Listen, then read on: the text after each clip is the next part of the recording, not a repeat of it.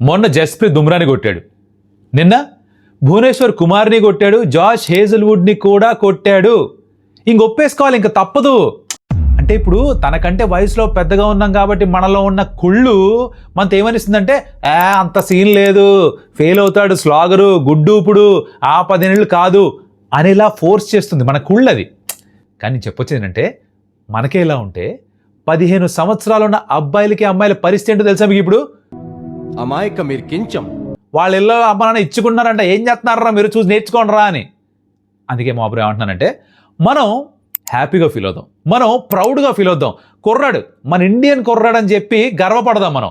విచిత్రంగా తను ఆడుతున్న 11వ ఐపీఎల్ ఇన్నింగ్స్లోనే ఇది 6వ ఒక 4 or 6 తోటో స్టార్ట్ చేయడం. అలా ఇచ్చి పడేస్తున్నాడు. V for victory, V for Vaibhav సూర్యవంశిగా మారిపోయింది. ఇంకొక ఇంట్రెస్టింగ్ విషయం చెప్పాడు, ఏంటో తెలుసా మా బ్రో?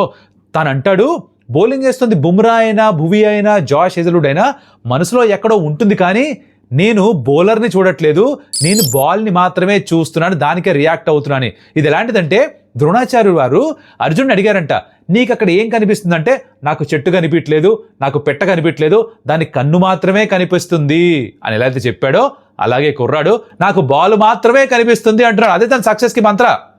ఫ్లోలో ఫాలో అయిపోదాం, ఇలా సక్సెస్ఫుల్గా ఉండాలి కుర్రాడని కోరుకుందాం. కుళ్ళు పక్కన పెట్టద్దాం మా బ్రో.